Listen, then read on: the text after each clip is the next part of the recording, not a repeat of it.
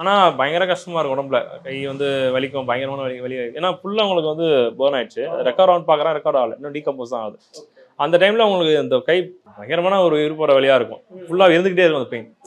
அந்த மாதிரிலாம் வந்து அப்புறம் ஆப்ரேஷன் பண்ணி எடுத்துட்டாங்க. எடுத்து கொஞ்சம் கஷ்டமாக இருந்தது. அப்புறம் அப்படியே வீட்டுக்கு வந்தேன். வீட்டில் அம்மா ஃபுல்லாக பார்த்துக்கிட்டேன். அம்மா பயங்கர சப்போர்ட்டிவ். ஹாஸ்பிட்டலே கூட வந்து நிறைய பேர் சொன்னாங்க, எதுக்கு வச்சுக்கிற பையனை எங்கேயா ஹாஸ்பிட்டலில் கூட சேர்த்துரு அப்படின்லாம் சொல்லியிருக்காங்க. ஹாஸ்பிட்டலில் இருக்கும்போதே இந்த மாதிரி பையனுக்கு 2 பசங்க, அண்ணன் தம்பி, நாங்கள் 2 பேர், நான் தம்பி. பெரிய பையன் இருக்கான்ல, சின்ன பையன் எங்கேயாவது ஹாஸ்டலில் சேர்த்துருங்க. சொல்றது ரிலேட்டிவ்ஸ்லாமா? ரிலேட்டிவ்ஸ் மாதிரி. Okay, long relatives. Okay okay. சொன்ன உடனே இல்லை நான் வந்து பார்த்துக்கிறேன், என்னன்னாலும் சரி பின்னால் சொல்லிட்டு எங்கள் அம்மா வந்து இவ்வளோ தூரம் வந்து திருப்பி ஒரு குழந்தை மாதிரி வந்து அம்மா தான் பார்த்துருந்துருக்காங்க. ஆமாம். ஓகே, பட் இன்னைக்கு அவங்கெல்லாம் வந்து பார்த்து அது தப்பான ஒரு விஷயம் சொல்லியிருக்கோம்னு ஃபீல் பண்ணியிருப்பாங்க. ஆமாம், பார்த்து கண்டிப்பாக வந்து ப்ரௌடாக இருந்திருப்பாங்க. இன்னொரு பக்கம் ஒரு கில்ட் கண்டிப்பாக இருந்திருக்கும். நம்ம தப்பாக இன்னைக்கு ஒரு விஷயம் சொல்லிட்டு வந்துட்டோம், அம்மா அவங்க விடலை இன்னும் அப்படின்றது.